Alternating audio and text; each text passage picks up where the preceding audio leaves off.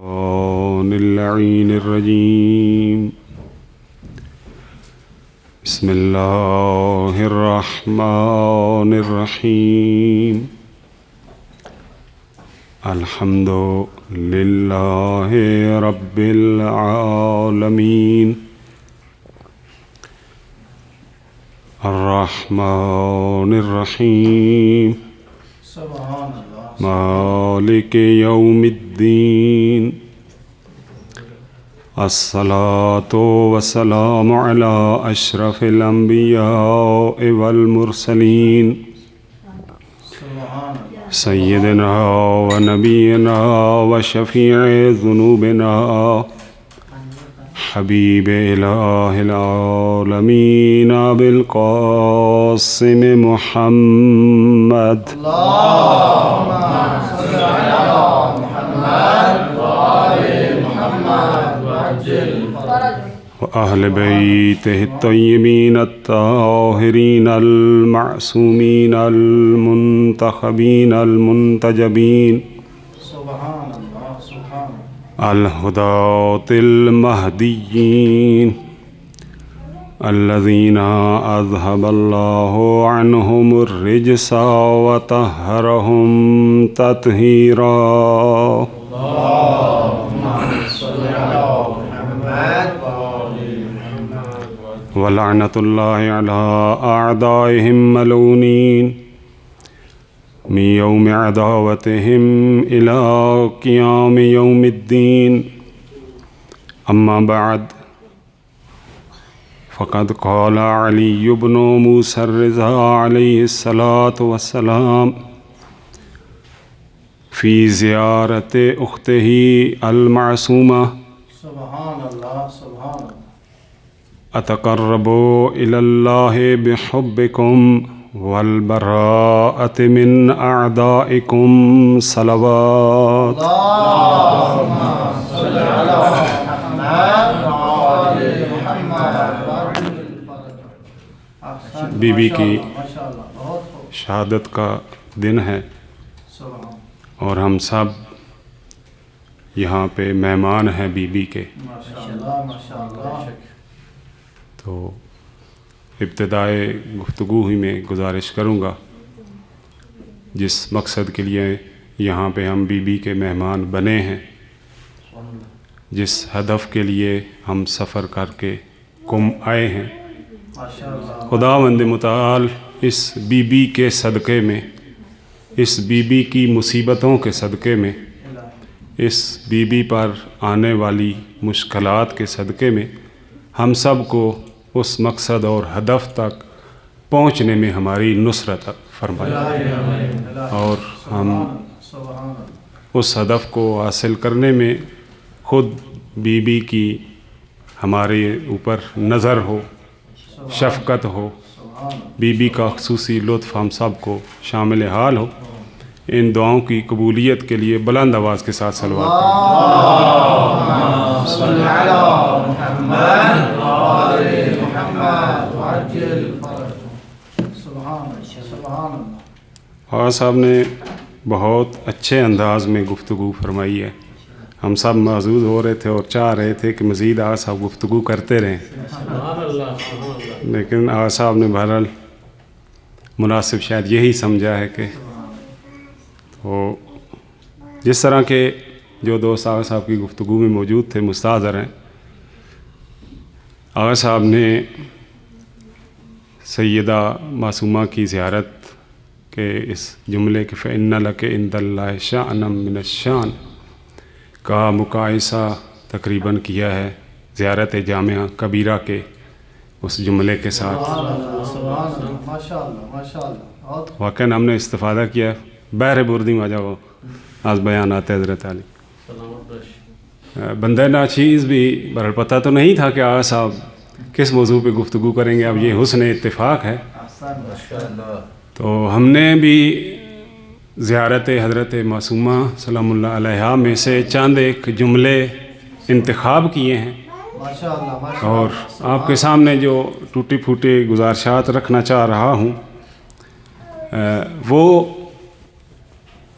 حضرت معصومہ کی زیارت کے ان جملوں کا ایک تقابلی جائزہ ہے زیارت عاشورہ کے کچھ جملوں کے ساتھ۔ سبحان اللہ سبحان اللہ ماشاء اللہ آج صاحب نے زیارت جامع کبیرہ کے ساتھ ایک موازنہ کیا ہے، سبحان اللہ تو ہم جو آپ کو سبق سنا رہے ہیں وہ زیارت عاشورہ کے ساتھ ہوگا۔ ماشاء اللہ ماشاء اللہ بہت بہت چند ایک جملے ہیں، جتنا دامن وقت میں گنجائش ہوگی سبحان اللہ سبحان اللہ تو سبحان اللہ چونکہ شان کے حوالے سے آپ صاحب نے گفتگو کر دی ہے تو ممکن ہے میں اس کو حذف کر دوں۔ ماشاء اللہ 4 جملے انتخاب کیے تھے زیارت حضرت معصومہ کے، تو اب 4 کے بجائے 3 کے اوپر گفتگو کروں گا۔ سبحان اللہ سبحان اللہ کافی حد تک آپ صاحب نے اچھے مطالب پیش کر دیے ہیں۔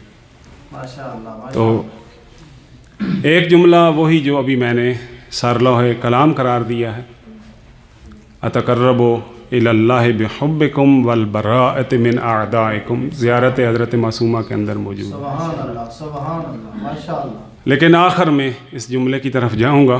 میں گفتگو کا آغاز اس جملے سے کر رہا ہوں کہ زیارت عاشورہ کے اندر ہم پڑھتے ہیں فَأَسْأَلُ اللَّهَ الَّذِي أَكْرَمَنِي بِمَعْرِفَتِكُمْ وَمَعْرِفَتِ أَوْلِيَائِكُمْ، سبحان اللہ سبحان میں بہت بہت اس اللہ سے سوال کرتا ہوں، سبحان الذی جس نے اکرمنی مجھے باعزت بنا دیا، سبحان اللہ سبحان مجھے صاحب اکرام کر دیا، بمعرفتکم، آپ کی معرفت کے ذریعے۔ سبحان اللہ اور زیارت حضرت معصومہ میں ہم پڑھتے ہیں وَأَلَّا يَسْلُبَنَا مَعْرِفَتَكُمْ، سبحان اللہ سبحان اللہ سبحان اللہ جب زیارت معصومہ کے آخر میں ہم دعائیے جملوں پہ پہنچتے ہیں تو وہاں یہ جملے ہیں وَأَلَّا يَسْلُبَنَا مَعْرِفَتَكُمْ إِنَّهُ وَلِيٌّ قَدِيرٌ۔ سبحان اللہ سبحان اللہ سبحان اللہ وہاں پہ بھی دعا کر رہے ہیں، یہاں پہ بھی دعا کر رہے ہیں۔ ماشاء اللہ بہت بہت تو تھوڑا اس کی میں تحلیل کر کے پھر اگلے مرحلے میں داخل ہونا چاہ رہا ہوں، اگر آپ ساتھ دیں گے، ماشاء اللہ ماشاء اللہ چونکہ میں نے سبق سنانا ہوتا ہے۔ ماشاء اللہ بہت تو فَأَسْأَلُ اللَّهَ الَّذِي أَكْرَمَنِي بِمَعْرِفَتِكُمْ، سبحان اللہ یہ معرفت کیا ہے؟ معرفت کم سے مراد آل محمد ہیں، سبحان محمد و آل محمد کی ہستیاں ہیں۔ سبحان سبحان اللہ چونکہ زیارت کے دوسرے جملوں کی طرف نہیں جانا، بس اتنا ہی اشارہ کافی ہے۔ سبحان اللہ فَأَسْأَلُ اللَّهَ الَّذِي أَكْرَمَنِي بِمَعْرِفَتِكُمْ، میں اس اللہ کی بارگاہ میں دعا گو ہوں، سوال کر رہا ہوں جس نے مجھے صاحب عزت بنا دیا آپ کی معرفت کے ذریعے۔ وہ معرفت کیا ہے؟ سبحان اللہ ہم جب زیارت پڑھتے ہیں، جب کوئی دعا پڑھتے ہیں، تو اگر ہم اس کے معانی کی طرف بھی کاملاً توجہ رکھیں تو پھر اس کے پڑھنے کا مزہ کچھ اور ہی ہوتا ہے، پھر اس کے پڑھنے کا فائدہ کچھ اور ہے، لطف کچھ اور ہے۔ تو یہ معرفت کیا ہے؟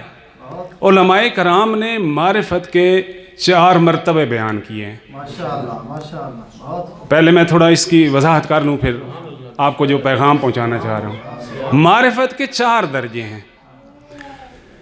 پہلا درجہ محمد و آل محمد کی معرفت کا وہ درجہ ہے کہ علماء فرماتے ہیں کما حق ہو ان کی ازوات مقدسہ کی معرفت حاصل کرنا اور ان کو پہچاننا 100% ماشاء اللہ ماشاء جس طرح وہ ہیں ایسے ان کو پہچاننا۔ سبحان تو علماء فرماتے ہیں یہ ہم جیسوں کی بساط کی بات نہیں ہے، سبحان اللہ ہم ان کو نہیں پہچان سکتے ہیں، وہ کیا ہیں، ان کی حقیقت کیا ہے، ان کو خدا نے کیا بنا کے بھیجا ہے، ہم ان کی اس کنہ ذات تک نہیں پہنچ سکتے۔ سبحان اللہ لہٰذا نبی کریم صلی اللہ علیہ وآلہ وسلم نے امیر المومنین کو مخاطب کرتے ہوئے فرمایا یا علی ما عرف اللہ الا انا وانتا، خدا کی معرفت کامل کوئی نہیں رکھتا ہے سوائے تیرے اور میں محمد کے، وما عرفنی الا اللہ وانتا، مجھ محمد کی بھی معرفت کامل نہیں کوئی رکھتا ہے سوائے اللہ کے اور تجھ علی کے، وما عرفکا، اور اے علی تیری بھی معرفت کامل کوئی نہیں رکھتا ہے، الا اللہ و انا، سوائے اللہ کے اور مجھ محمد کے۔ یعنی ذات پروردگار کی کنہ ذات کو بھی اگر جانتی ہے کوئی ہستی تو اس کو محمد و آل محمد کہتے ہیں۔ اگر رسول گرامی اسلام کی حیثیت کو اور ان کی شخصیت کو اور ان کے مقام کو کما حق ہو کوئی پہچان سکتا ہے تو یا وہ خود خدا پہچان سکتا ہے یا علی مرتضیٰ پہچان سکتا ہے، اور علی کی معرفت بھی اگر کوئی حاصل کر سکتا ہے تو یہ وہ وحدہ لا شریک ہستی ہے یا خاتم الانبیاء محمد مصطفیٰ ہیں۔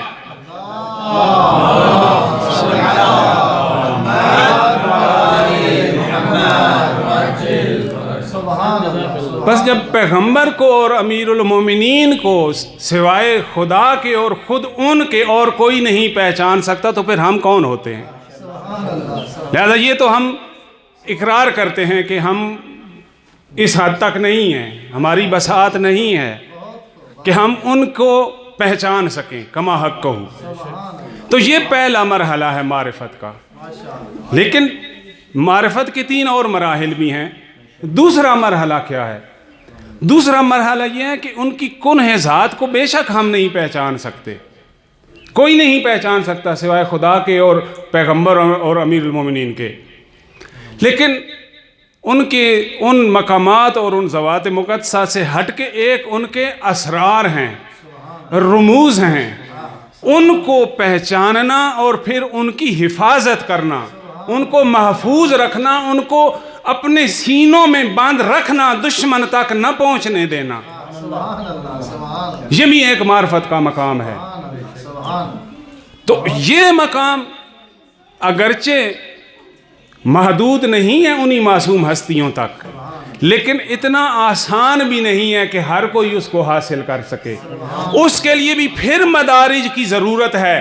اگر آل محمد کے اسرار کو پہچاننا چاہیں، اگر شناخت کرنا چاہیں اور پھر ان کو اپنے سینوں میں محفوظ رکھنا چاہیں تو کم از کم میثم تمار بننا پڑتا ہے، سلمان فارسی بننا پڑتا ہے،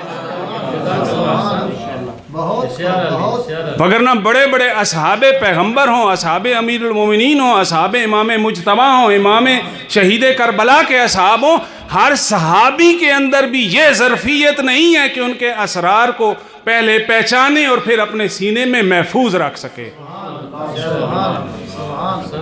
یہ وہی ہستیاں ان کے اسرار کو پہچان سکتی ہیں اور پھر محفوظ رکھ سکتی ہیں کہ ان کا ایمان اتنا بلند ہوتا ہے، ان کی معرفت اتنی عالی ہوتی ہے کہ پھر معصوم جب ان کے کردار کو دیکھتے ہیں تو پھر کہہ دیتے ہیں السلمان منا اہل البیت۔ یہ کوئی عام لوگوں کی طرح سلمان نہیں ہے، یہ در حقیقت ہم اہل بیت کے مقامات میں سے کچھ مقامات پہ پہنچ چکا ہے، تو یہ ہمارے اسرار کا محافظ بن سکتا ہے۔ ایک اور نقطہ عرض کر کے آگے بڑھ جاؤں کہ یہ بات صرف پیغمبر کے اصحاب تک یا امیر المومنین کے اصحاب تک یا امام مجتبیٰ اور شہید کربلا کے اصحاب تک نہیں ہے، یہ تمام ائمہ کے اصحاب کے لیے ممکن ہے۔ ہر زمانے کے معصوم امام کو خداوند متعال نے کچھ نہ کچھ ایسے خاص افراد عطا کیے ہیں جو اس معصوم ہستی کے اسرار کے محرم راز بھی ہوتے تھے اور ان کی پھر حفاظت بھی کرتے تھے۔ میں صرف ایک نقطے کی طرف اشارہ کر دیتا ہوں۔ دیکھیے جب امام زمانہ کی غیبت ہوئی ہے 260 ہجری میں، تو ایسا نہیں ہے کہ شیعہ کے پاس بڑے بڑے فقہا اس وقت نہیں تھے اور محدثین نہیں تھے، بڑے بڑے محدثین اس زمانے میں بھی موجود تھے، جیسے پیغمبر کے بڑے بڑے صحابی تھے نا، امیر المومنین کے بڑے بڑے معروف صحابی تھے، لیکن وہ مقام نہ ملا جو سلمان کو ملا، جو میثم تمار کو ملا۔ تو امام زمانہ کی جب غیبت شروع ہوئی ہے، امام حسن عسکری کی شہادت ہوئی ہے، تو شیعہ اس وقت فقیر نہیں تھے، شیعہ فقاہت کے لحاظ سے اور حدیث کے لحاظ سے غنی تھے۔ استاد حوزہ موجود ہیں یہاں پہ، بڑی بڑی شخصیات موجود تھیں، لیکن اسرار آل محمد کو سمجھنا اور ان کو محفوظ کرنا چونکہ ہر کسی کے بس کی بات نہیں ہے۔ بڑے بڑے فقہا اور بڑے بڑے محدثین منہ دیکھتے رہ گئے، لیکن نیابت امام زمانہ کا منصب ملا تو کسی اور کو مل گیا۔ نیابت امام زمانہ کی جب باری آئی تو عثمان بن سعید کو ملا، اس کے بیٹے محمد کو ملی، حسین بن روح کو ملی، علی بن محمد سمری کو ملی۔ کیوں ملی؟ ان سے بڑے فقہا موجود تھے، بڑے محدث موجود تھے، جن کی فقہ کے اوپر کتابیں تھیں، کلام کے اوپر کتابیں تھیں، فرق و مذاہب کے اوپر کتابیں تھیں، حدیث کے اوپر کتابیں لکھنے والے موجود تھے۔ اسی زمانے میں کتابیں بہت ساری آپ کی لکھی جا چکی تھی، اصول اربع میاں کے مؤلفین موجود تھے، لیکن ان میں سے کسی کو نائب امام نہیں بنایا گیا۔ یہ بنے ہیں، وجہ یہی تھی کہ ان کے اندر وہ ظرفیت نہیں تھی جو ان چار کے اندر تھی۔ ان اسرار امام زمانہ کی حفاظت جس طرح حسین بن روح کر سکتے تھے، اس طرح سے حسین بن موسیٰ نوبختی نہیں کر سکتے تھے۔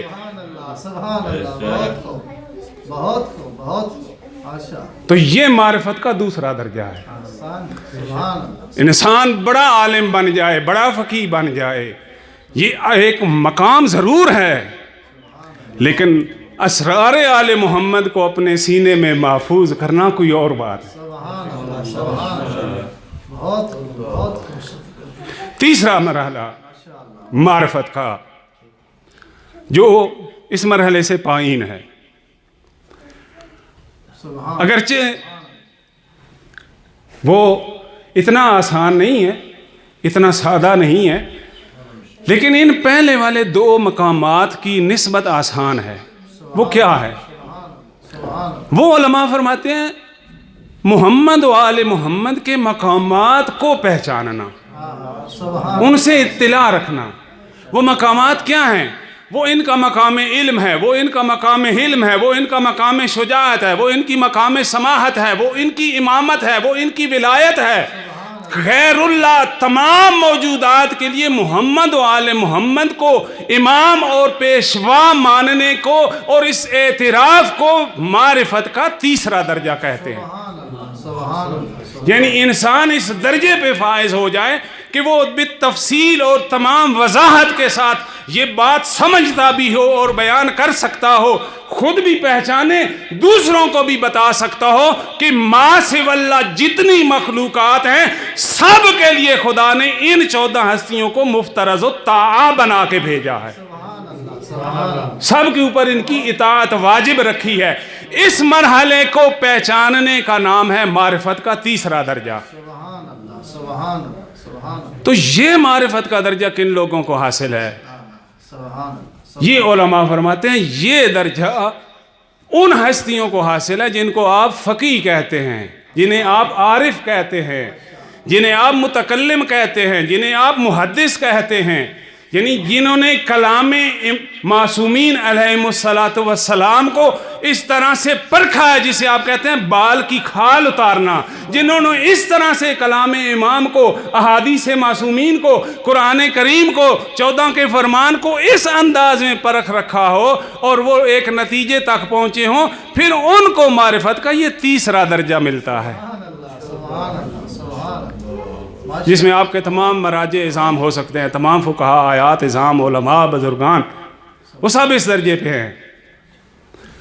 اور چوتھا درجہ جو معرفت کا، جس کو پھر معرفت کہا جا سکتا ہے، وہ ہیں انہی مقامات کو پہچاننا، لیکن تفصیل کے ساتھ نہ ہو، برہان کے ساتھ نہ ہو، دلیل کے ساتھ نہ ہو، عقیدہ ہو اس شخص کا اس کے اوپر کہ وہ میرے لیے مفترض الطاعہ ہیں، میرے امام وہی ہیں، میرے پیشوا وہی ہیں۔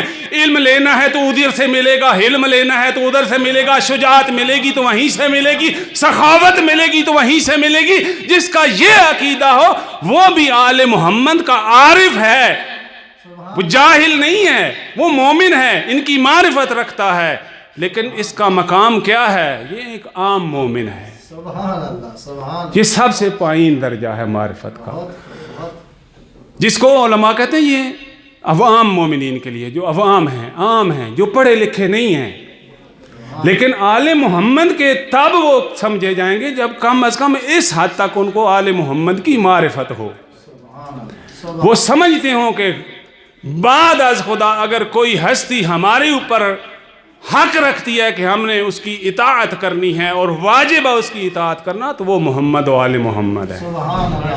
اور وہ پھر غیر کے سامنے نہ جھکے، وہ پھر غیروں کے در پہ آتا جاتا ہوا نظر نہ آئے، وہ اپنا سب کچھ محمد و آل محمد کو سمجھ لے، تو پھر اس کو بھی معرفت کا ایک درجہ حاصل ہے۔ تو یہ تھی معرفت جس کو زیارت عاشوراء نے بھی بیان کیا ہے، زیارت حضرت معصومہ نے بھی بیان کیا ہے۔ تو میں عرض یہ کرنا چاہ رہا تھا کہ دیکھیں، ہم جب زیارت عاشوراء میں یہ جملہ پڑھتے ہیں فَأَسْأَلُ اللَّهَ الَّذِي أَكْرَمَنِي بِمَعْرِفَتِكُمْ، کہ میں سوال کرتا ہوں ذات پروردگار سے، اس ذات سے جس نے مجھے آپ محمد و آل محمد کی معرفت کے طفیل صاحب عزت بنا دیا۔ تو ایک دفعہ ذرا قرآن کو کھولیے، اس لیے کہ ہم کہتے ہیں 14 کا فرمان اور قرآن ایک ہی بات کرتے ہیں، دونوں میں فرق نہیں ہے۔ تو جب ہم قرآن کریم کی طرف جاتے ہیں تو قرآن کہتے ہوئے نظر آتا ہے ان اکرمکم عند اللہ اتقاکم، تم میں سے سب سے زیادہ عزت والا وہ شخص ہے جو سب سے زیادہ تقوی والا ہو۔ تو میں ایک پیغام دینا چاہتا ہوں، اگر سب بزرگان میرا ساتھ دیں، دیکھیے قرآن کو بھی دیکھیے اور زیارت عاشوراء کو بھی دیکھیے، زیارت حضرت معصومہ کو بھی دیکھیے۔ قرآن کہہ رہا ہے کہ سب سے زیادہ تقوی جو انسان ہوگا اسی کی عزت سب سے زیادہ ہوگی، وہی سب سے زیادہ باعث اکرام ہوگا، وہی صاحب اکرام ہوگا جو صاحب تقوی ہوگا۔ لیکن زیارت عاشوراء نے کہا کہ تو نے مجھے صاحب اکرام بنا دیا آل محمد کی معرفت کے ذریعے سے۔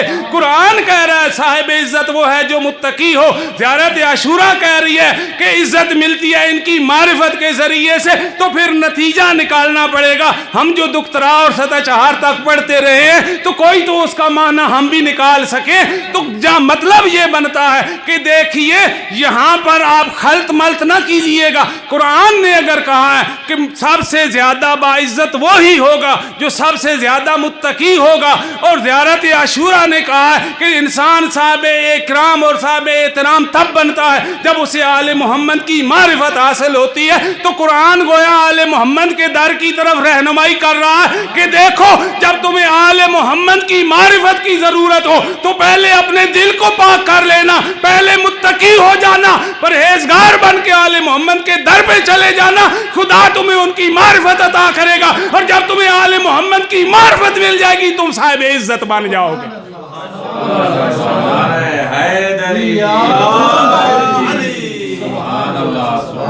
اگر ناپاک دل کے ساتھ آل محمد کے در پہ بھی آؤ گے تو کچھ ملے گا نہیں۔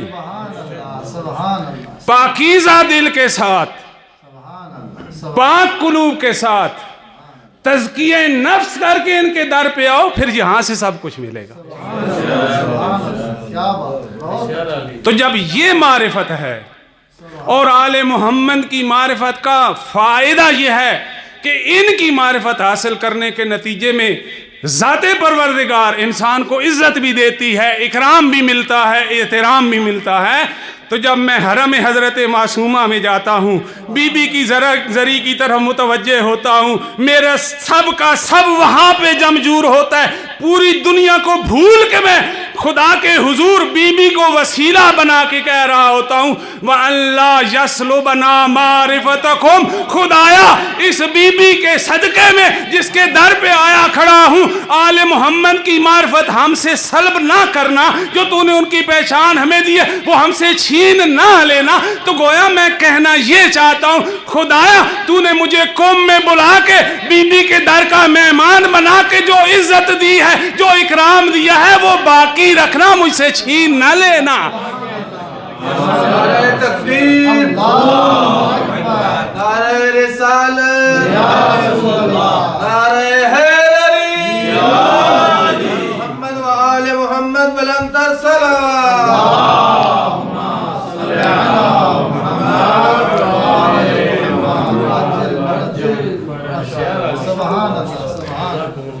یہ تھا بہرحال اس حوالے سے پہلا نکتہ۔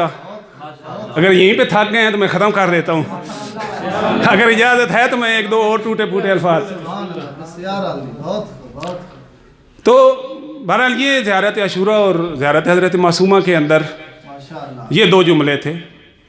اسی طرح ایک چیز کی آغا صاحب نے وضاحت کر دی، اسی پہ اکتفا کرتے ہیں. البتہ ہر کسی کا انداز بیان اپنا ہوتا ہے، لیکن ٹائم کی قلت کو دیکھتے ہوئے माशाअल्लाह میں اگلے نقطے پہ جاتا ہوں. बहुत وہ ہیں آپ زیارت عاشورہ جب مکمل کر لیتے ہیں، सुभान آخر میں सुभान ایک دعا ہے، सुभान سب متوجہ ہیں، یقیناً سب کو یاد بھی ہے. माशाअल्लाह माशाअल्लाह اللہم لک الحمد حمد الشاکرین لک علی مصابہم الحمدللہ علی عظیم رضیتی اللہم ارزقنی شفاعت الحسین یوم الورود. सुभान अल्लाह یہ دعا کہاں پڑھی جاتی ہے، کس حالت میں پڑھی جاتی ہے؟ اگر اس حالت کو ذہن میں رکھیں گے تو پھر لطف آئے. माशाअल्लाह माशाअल्लाह زیارت عاشورہ پڑھنے کے بعد زیارت مکمل ہو گئی، آپ نے پوری زیارت پڑھ لی اول سے آخر تک. امام حسین کی زیارت مکمل ہو گئی ہے. اب امام حسین کی زیارت مکمل ہو جانے کے بعد آپ ذات پروردگار کی بارگاہ میں سر سجدے میں رکھ کے شکر ادا کر رہے ہوتے ہیں، خدایا تو انہیں مجھے یہ توفیق دی، میں حسین کی زیارت کر رہا ہوں. सुभान अल्लाह सुभान अल्लाह सुभान अल्लाह बहुत یہی ہے نا مفہوم اس کا، کہ اس کے علاوہ ہے کچھ؟ زیارت امام حسین کی کرنے کے بعد آپ سر سجدے میں رکھتے ہیں اور شکر امام حسین کا بجا نہیں لاتے، شکر ذات وحدہ لا شریک کا. सुभान अल्लाह सुभान الحمدللہ کہتے ہیں نا، یا الحمد للحسین، الحمدللہ ہم کہتے ہیں. सुभान अल्लाह सुभान अल्लाह تو زیارت حضرت معصومہ میں کیا ہے؟ ابھی آغا صاحب نے اشارہ بھی کیا، یا فاطمہ تو اشفعی لی فی الجنہ. सुभान अल्लाह وہاں پہ جملہ تھا सुभान अल्लाह اللہم ارزقنی شفاعت الحسین یوم الورود. یوم الورود کیا ہے؟ बहुत ہم طالب علم ہیں نا، طالب علم کے انداز میں گفتگو. یوم الورود کیا ہے؟ اس کے دو معنی ہمارے بزرگان نے کیے ہیں، اساتید موجود ہیں. सुभान अल्लाह सुभान یوم الورود، ورود وارد ہونا، داخل ہونا. تو یہ ورود ایک دفعہ قبر میں ہے، सुभान अल्लाह सुभान جب ہم اس دنیا سے جاتے ہیں تو ہمارا ورود ایک قبر میں ہوتا ہے. सुभान अल्लाह تو بعض علماء نے اس سے مراد وہی برزخ اور قبر کو لیا ہے کہ اللہم ارزقنی شفاعت الحسین یوم الورود، خدایا مجھے قبر میں جب مجھے اتارا جائے گا اور یہ 14 ہستیاں تشریف لے کے آئیں گی تو وہاں میرے مولا امام حسین کی کرسی بھی لگے گی. بار الہ اس مرحلے میں مجھے میرے مولا حسین کی شفاعت نصیب کرنا، اس لیے کہ میں حسین کا ماتمی تھا، सुभान میں حسین کرنے والا تھا، میں حسین کے غم میں رونے والا تھا، میں حسین کی مجالس میں جانے والا تھا، میں حسین کا ذکر کرنے والا تھا، میں حسین کا ذکر سننے والا تھا، میں حسین کا ذکر لکھنے والا تھا، میں حسین کا ذکر باقی رکھنے کے لیے کوشش کرنے والا تھا. میں دشمن سے لڑتا رہا، عزاداری پہ بین نہیں لگنے دوں گا. सुभान अल्लाह बहुत खूब बहुत بار الہ اس مرحلے میں پھر اس حسین کی مجھے شفاعت نصیب کر. सुभान अल्लाह सुभान اور ایک معنی علماء کی یوم الورود، ورود یعنی میدان محشر میں ورود، सुभान قیامت والا ورود. وہ کہتے ہیں یوم الورود سے مراد یوم قیامت ہے، روز قیامت ہے، میدان محشر مراد ہے کہ جب مجھے میدان محشر میں وارد کیا جائے گا، لے کے جایا جائے گا، فرشتے مجھے قبر سے اٹھا کے وہاں لے جائیں گے، تشریف لائیے ادھر، تو وہاں پہ مجھے اللہم ارزقنی شفاعت الحسین، خدایا مجھے امام حسین کی شفاعت نصیب کرنا. सुभान अल्लाह सुभान अल्लाह تو اب یہ دونوں معنی اس کے ذہن میں رکھیے گا. सुभान अल्लाह پھر جو میں پیغام دینا چاہتا ہوں बहुत अच्छा बहुत یہ دونوں معنی ذہن میں رہیں. یوم الورود یعنی جس دن قبر میں اتارا جائے گا، یعنی وہی پہلی رات جس کے لیے نماز وحشت قبر کا بھی حکم ہے، تو وہاں نماز وحشت قبر بھی پڑھنی چاہیے اور مولا حسین کے آنے کا انتظار بھی کرنا چاہیے. सुभान अल्लाह सुभान अल्लाह اور ایک میدان محشر. सुभान अल्लाह اب آئیے ذرا زیارت حضرت معصومہ کے اس جملے پہ توجہ کرتے ہیں क्या बात बहुत طلبگی انداز میں. یا فاطمہ تو اشفعی لی فی الجنہ، اے میری بی بی فاطمہ क्या बात آپ میری شفاعت کر دیجئے सुभान अल्लाह فی الجنہ، جنت میں. اب علماء نے جب معنی کیا نا قبر کا، یہ نقطہ یہاں پہ بیان کرنا ضروری ہے. تو علماء کہتے ہیں یہی قبر بعض لوگوں کے لیے جنت برزخی کا حکم رکھتی ہے. روضۃ من روضات الجنہ، یہی قبر ان کے لیے، حالانکہ وہ جنت جو اخروی ہے وہ وہاں ہے، وہ اس دنیا میں نہیں ہے، اور اس دنیا کا حساب ہی کچھ اور ہے. لیکن یہ قبر بھی بعض کے لیے روضۃ من روضات الجنہ ہے، لیکن بعض ایسے ہیں کہ حفرۃ من النار، ان کے لیے یہی قبر عذاب کا گڑھا ہے. ان کو یہی قبر جو اسی میں معذب ہوتے ہیں، وہ اسی میں عذاب سے گزر رہے ہوتے ہیں. تو اب یوم الورود کے دونوں معنی بھی ذہن میں رکھیں اور قبر کی دونوں حالتیں بھی ذہن میں رکھیں. اور پھر بی بی کی بارگاہ میں ہم جب التجا کرتے ہیں یا فاطمہ اشفعی لی فی الجنہ، اب میں کہتا ہوں جنت سے دونوں معنی فرض کر لیجئے، چاہے جنت یہ والی برزخی ہو یا چاہے جنت وہ اخروی ہو. جب میں حضرت معصومہ کی بارگاہ میں ہاتھ بلند کر کے یہ کہہ رہا ہوتا ہوں یا فاطمہ اشفعی لی فی الجنہ، اے فاطمہ معصومہ کو میری شفاعت کر دیجئے، میری سفارش کر دیجئے جنت میں. یعنی جب مجھے قبر میں اتارا جائے تو 14 ہستیاں تو آئیں گی ہی، ہمارا یقین ہے، لیکن ہم آپ کے مہمان رہے سالوں سال، ہمیں آپ کی بھی وہاں ضرورت محسوس ہوگی. ہم آپ سے مانوس ہو چکے ہیں، میری قبر میں بھی آنا اور بروز محشر بھی میرے پاس تشریف لے کے. اس لیے کہ ہم بی بی سے اتنے مانوس ہو چکے ہیں، ہم قبر میں بھی بی بی فاطمہ معصومہ سے جدا نہیں رہ سکتے ہیں، ہم حشر میں بھی بی بی فاطمہ معصومہ سے جدا نہیں رہ سکتے ہیں. ہمیں وہاں بھی بی بی کی ضرورت ہے، اس لیے کہ بی بی ہمارے لیے ماں کی حیثیت رکھتی ہیں. جیسے بچہ اپنی ماں سے جب جدا ہوتا ہے تو وہ گریہ کرتا ہے.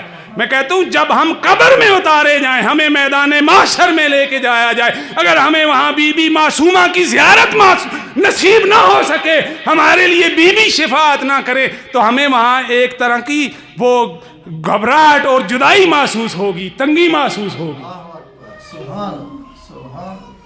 اس لیے ہم کہتے ہیں بی بی ہمیں آپ کی ضرورت ہے.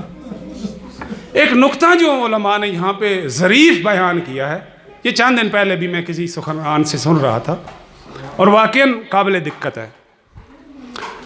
ہم آیات میں بھی روایات میں بھی یہ جملے پڑھتے رہتے ہیں، لیکن یہاں بڑا ایک عجیب وہ جملہ ہے جس پہ شاید ہم کم غور کرتے ہیں. دیکھیں یا فاطمہ اشفعی لی للجنہ نہیں کہا. معمولاً ہم جتنے کام کرتے ہیں جنت کے لیے، میں نماز پڑھتا ہوں بھی تاکہ مجھے اس کے بدلے میں جنت ملے. ہم تاجر لوگ ہیں نا، ہمارا ذہن تاجروں والا ہے. کہاں وہ امیر المومنین جو کہیں کہ میں خدا کی عبادت اس لیے نہیں کرتا کہ مجھے جنت مل جائے، یا اس لیے نہیں کرتا کہ جہنم سے بچ جاؤں، بلکہ اس کو اہل عبادت سمجھ کے اس کی عبادت کرتا ہوں. ہم تو یہ سارے کام جنت کے لالچ میں کرتے ہیں اور جہنم کے حساب سے کرتے ہیں. تاجرانہ ذہن ہے. لیکن یہاں زیارت کے میں یہ نہیں آیا کہ جب آپ حضرت معصومہ کی زیارت کریں تو کہیں یا فاطمہ اشفعی لی للجنہ، اے بی بی فاطمہ میری شفاعت کر دینا تاکہ مجھے جنت مل جائے. جنت کے لیے للجنہ نہیں ہے بلکہ فی الجنہ. یعنی اس کا مطلب ہے کہ آپ جنت میں ہونے کے باوجود پھر حضرت فاطمہ کی شفاعت کے محتاج ہیں. فی الجنہ کا تو مطلب ہے میں ہوں جنت میں جنت میں پہنچ چکا ہوں اور پھر کہہ رہا ہوں میری شفاعت کر دیجئے. تو کیا مطلب ہے اس کا؟ یا فاطمہ اشفعی لی فی الجنہ، اے فاطمہ معصومہ میری شفاعت کر دیجئے گا جنت میں. یعنی میں جنت میں تو پہنچ جاؤں گا علی علی کر کے، حسین حسین کر کے، علی کے رستے پہ چل کے، حسین کے رستے پہ چل کے، ان کی اطاعت کر کے جنت میں ضرور پہنچ جاؤں گا. لیکن جنت کے بھی مدارج ہیں، وہاں بھی مراتب ہیں. تو وہ بعض ایسے مراتب ہیں جو بی بی نے اپنے جیرہ خاروں کے لیے رکھے ہوئے ہیں، وہ اسی کو ملیں گے جسے بی بی کی شفاعت نصیب ہو. عظمت جناب معصومہ پہ بلند تر صلوات.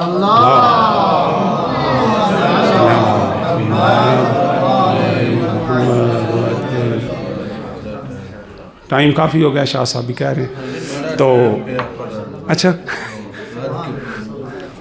تو آخری ایک जुमला मुख्तसर इशारा करता हूँ, टाइम ख़त्म हो गया मुझे एहसास है। फिर कभी मौका मिला तो उसकी वजाहत कर लेंगे। अभी 2-3 मिनट में इशारा कर देता हूँ। एक वही मकाम जो आसान बयान कर दिया, जहन में चूँकि 4 मकामात सोच के आया था, माशाअल्लाह, बहुत यानी वो तकाबुली जायज़ा 2 बयान कर दिए हैं, एक आसान बयान कर दिया, तो चौथे की तरफ बस इशारा कर देता हूँ और मसाइब की तरफ, माशाअल्लाह, माशाअल्लाह। जिसको चूँकि सरला है कलाम करार दिए, इस वजह से इशारा मुहिम है उसकी तरफ। देखिए, ज़ियारत आशूरा जब हम पढ़ते हैं तो आखिरी सलाम से पहले, आखिर में सलाम है, फिर उससे पहले ये जुमले आते हैं, अल्लाहुम्मा इन्नी अतकर्रबु इलैका फ़ी हाज़ल यौम व फ़ी मौक़िफ़ी हाज़ा व अय्याम हयाती बिल बराअति मिनहुम वल लानति अलैहिम व बिल मुआलाति लिनबिय्यिका व आले नबिय्यिक। सुभान अल्लाह, सुभान अल्लाह। शारहीन ज़ियारत आशूरा ने कहा है कि ये पूरी की पूरी ज़ियारत आशूरा का खुलासा है ये जुमला। इसलिए कि अगर ज़ियारत आशूरा के मज़ामीन के ऊपर आप दिक्कत करें तो उस ज़ियारत के अंदर या बरात का ज़िक्र है मुख्तलिफ़ सीगों के साथ, मुख्तलिफ़ जुमलों में बरात का ज़िक्र है, या लानत का ज़िक्र है दुश्मनाने अहले बैत पे, या फिर आले मोहम्मद के साथ मवद्दत और मोहब्बत का ज़िक्र है। ज़ियारत आशूरा मजमू है इन 3 चीज़ों, और इसीलिए कुछ लोगों को अच्छी नहीं लगती। सुभान अल्लाह, सुभान अल्लाह, बहुत तो बार ये उनकी मुश्किल है, हमें तो कोई मसला नहीं है। सुभान अल्लाह। तो ये ज़ियारत आशूरा जो है वो इन 3 चीज़ों को मजमू, और इस तरह का ये जुमला जो है इसके मुशाबे ज़ियारत के अंदर, यानी आप दिक्कत करेंगे तो 2 और मकामात पे, यानी इससे पहले तकरार हुई हैं यही बातें। वक्त की किल्लत की भी से मैं वो नहीं बयान करता, बस इतनी बात ज़हन में रख लीजिए कि ज़ियारत आशूरा के अंदर जब हम ज़ियारत पढ़ते हैं तो वहाँ पर हम अल्लाहुम्मा इन्नी अतकर्रबु इलैका, खुदाया मैं तेरा तकर्रुब हासिल करना चाहता हूँ। मैं सारी गुफ्तगू यहाँ पे छोड़ रहा हूँ, यानी हम जो ज़ियारत आशूरा पढ़ के दुश्मनाने अहले बैत से बेजारी का इजहार करते हैं, हम जो ज़ियारत आशूरा पढ़ के दुश्मनाने अहले बैत पे लान करते हैं, हम जो ज़ियारत आशूरा पढ़ के आले मोहम्मद के साथ मवद्दत और मोहब्बत का इजहार करते हैं, तो इन तमाम कामों से हमारा मकसद और हदफ किसी को तकलीफ़ पहुंचाना नहीं होता, किसी को ठेस पहुंचाना नहीं होता, किसी के मुक़द्दसात की तौहीन नहीं होता, बल्कि हमारा सिर्फ एक मकसद होता है और वो है तकर्रुब इलाही। सुभान अल्लाह, सुभान अल्लाह। अल्लाहुम्मा इन्नी अतकर्रबु इलैका, खुदाया मैं तेरा तकर्रुब हासिल करना चाहता हूँ। तो जब हम तुल्लाब, हम ज़ायरीन, हमारे बच्चे, हमारे खानवादे यहाँ पे हरम हज़रत मासूमा में जाते हैं, दिल से कह रहा हूँ कभी वक्त गुजारने के लिए हरम ना जाया करें। घर में तन्हाई है तो हरम चले जाएं, कोई दोस्त मिल जाएगा, इसके लिए ना जाया करें। अतकर्रबु इलल्लाहि बिहुब्बिकुम फल बराअत मिन आदाइकुम, इस कसद से क्या करें। बीबी की ज़ियारत में जब ये आप जुमला पढ़ते हैं कि मैं आप आले मोहम्मद की मोहब्बत के ज़रिए और आपके दुश्मनों से बेजारी के ज़रिए खुदा का कुर्ब हासिल करने आया हूँ, यानी आप हरम हज़रत मासूमा में किसी और काम के लिए नहीं जा सकते। अगर दुरुस्त उसका तरीका है हरम जाने का तो वो यही है कि आप हरम में जाएं, आपका हदफ सिर्फ और सिर्फ कुर्बत इलाही हासिल करना, खुदा का कुर्ब, खुदा का तकर्रुब। खुदा हम सबको तौफीक दे कि हम इन मारिफ के मुताबिक अमल करें। तो ये देख कितनी अजमत है, जो अजमत ज़ियारत आशूरा के अंदर इमाम हुसैन के लिए, इमाम हुसैन के साथ करबला के उस सहरा में शहीद होने वालों के लिए कि जिन जैसा कोई नहीं, ये बिल्कुल एक कतई बात है। शुहदाए करबला जैसे आपको शहीद भी नहीं मिलेंगे, काबिल मुकायसा नहीं है कहीं और शहीद होने वाला इंसान शुहदाए करबला के साथ। और चेबर असद मासूम हस्तियाँ, चेबर असद इमाम हुसैन, चेबर असद अबुल फजल अब्बास, कहाँ उनका मकाम।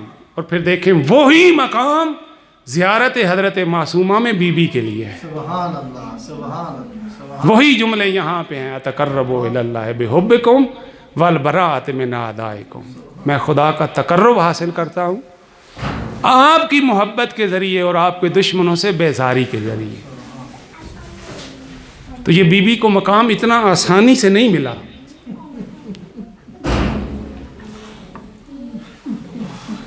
खुदा का मुतकर्रब और नज़दीक तरीन वही इंसान होता है जो उसके रास्ते में फिर तकलीफ़ें भी उठाता है। बाज़ अंबिया ने बड़ी बड़ी तकलीफ़ें उठाई हैं, लेकिन उनका इम्तिहान अपनी ज़ात तक था। बड़ी मुश्किलात आईं, लेकिन उनके खानवादे का इम्तिहान नहीं लिया गया, उनकी मस्तूरात का उनसे इम्तिहान नहीं लिया गया। ये आखिरी नबी है जिसकी मुसीबतें इतनी ज़्यादा हैं, जिसने खुद भी बहुत तकलीफ़ें उठाई, जिसके बेटों ने भी बड़ी तकलीफ़ें उठाई, लेकिन अफसोस यहाँ पे है, गिरिया हम इसलिए करते हैं कि यहाँ इतने मसाइब बढ़ गए, इस रसूल की बेटियों को भी इम्तिहान देने पड़ गए।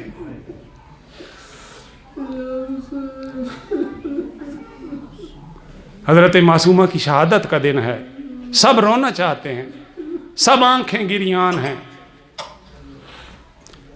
हर बीबी की मुसीबत यहाँ पे बयान की जाए, हम हक नहीं अदा कर सकते, गिरिए का हक अदा नहीं हो सकता, लेकिन चूंकि आज मुनासबत इस बीबी की है, अभी आप सुन रहे थे, देखें एक मस्तूर है, पर्दादार है, अपने भाई और अपने वक्त के इमाम की मुलाकात के लिए निकली है, लेकिन जब सावा पहुंचती हैं, बीबी की आंखों के सामने एक रिवायत ये है कि बीबी के वो भाई उस वक्त अपने उस खैमा में बैठ के खाना खा रहे थे जब दुश्मन ने हमला किया है। इंसान एक दफ़ा जंग के लिए आमादा होता है, लेकिन एक दफ़ा इंसान अपने घरेलू किसी काम में या खाने पीने में मशगूल है, उसको तवज्जो नहीं है कि अभी दुश्मन हमला कर देगा। और बीबी अपनी आंखों से देख रही हैं, काफिले में मौजूद 23 मर्द शहीद कर दिए जाते हैं, जिनमें बीबी के सगे भाई भी हैं। बस मुख्तसर करता हूँ, बीबी ने बस इतना पूछा, यहाँ से कुम कितना दूर है?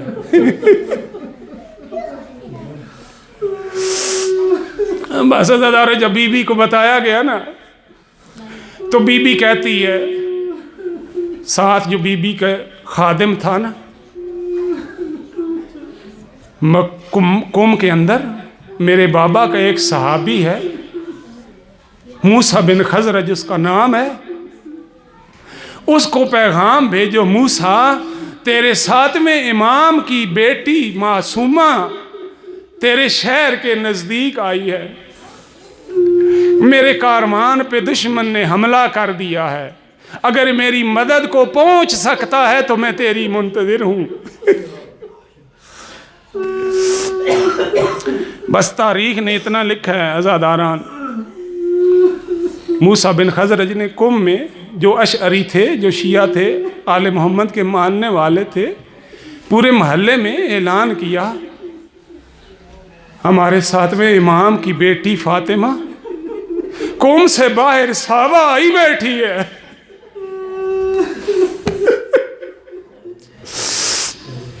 छोड़ रहा हूं सारी बात, बस यहां से मूसा बिन खजरज ने एक कारवान आमादा किया।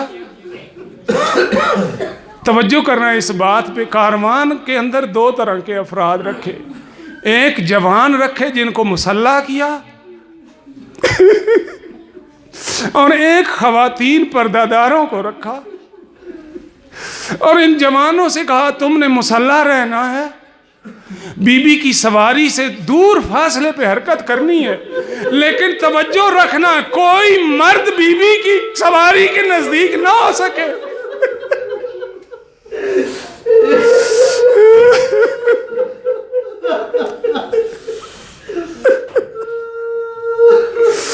बस हज़ारों मूसा इनको साथ लेके सावा पहुंचे, बीबी की खिदमत में खवातीन को भेजा, बीबी की सवारी तैयार हुई।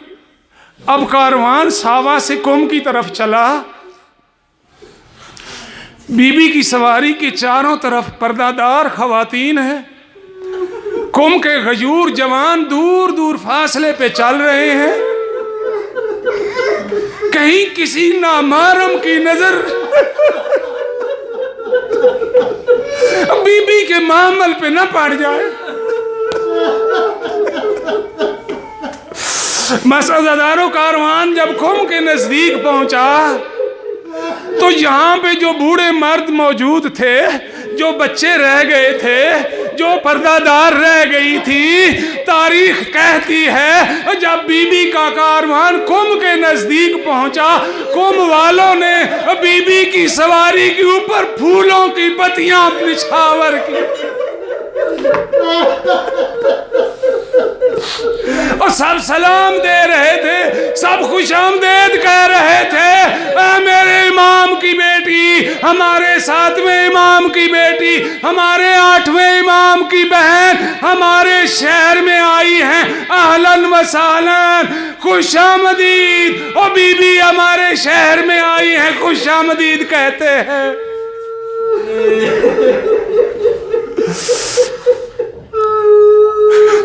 बहुत गिरिया कर लिया आपने। आखिरी जुमला कह के मैं अजरुकुम अल्लाह कहूँगा। खुदा आपका ये पुरसा कबूल फरमाए। मकसद होता है 4 आंसू इंसान को आ जाए, बीबी के अज़ादारों में से शुमार हो जाए। गिरिया काफ़ी हो गया है। अज़ादारा ने बीबी अब क्या हुआ? बीबी बड़े सुकून के साथ, एहतराम के साथ मूसा बिन खजरज ने कहा, बीबी की सवारी को मेरे घर पहुंचाया जाए। जब बीबी यहाँ पहुंची ना, लोग रास्ते से हटना शुरू हो गए, गलियां खाली कर दी, इसलिए कि इमाम की बेटी की सवारी ने गुजरना है। बड़े आराम से, कहाँ वो शाह इब्राहिम का महल्ला और कहाँ मैदान मीर, बीबी वहां से बड़े आराम से चंद लम्हों में मूसा के घर पहुंच गई। मैं कहता हूं ये सफर ज्यादा था, लेकिन बाबे साथ से यजीद के दरबार तक सफर कम था। अली की बेटी को कई घंटे लग गए।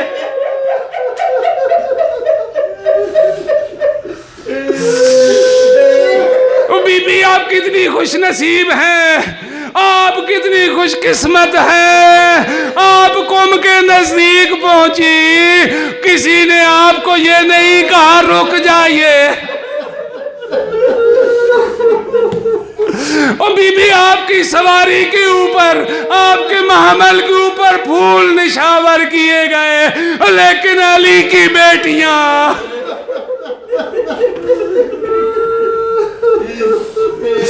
और नबीजादियां भी शाम पहुंची थी। ऐलान हुआ अभी काफिले को बाबे साथ पे रोका जाए, बाजारों को सजाया जा रहा है। अली की बेटियां 3 दिन तक बाबे साथ पे बैठी रही, बाजार सजते रहे और लोग पत्थर जमा करते रहे। अजरुकुम अल्लाह। खुदा आपको किसी और गम में न रुलाए, खुदा आपका ये गिरिया कबूल फरमाए।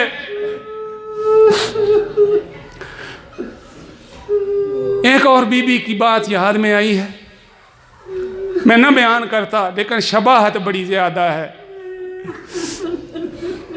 मैं छोड़ देता यहीं पे मसाइब, लेकिन शबाहत बहुत ज़्यादा है और मुमकिन है पहली दफ़ा आप ये सुन रहे हो। जिस इज़्ज़त व एहतराम से हज़रत मासूमा कौम में वारिद हुई है ना, एक ज़माना था, यही कूफा था, यही ज़ैनब थी।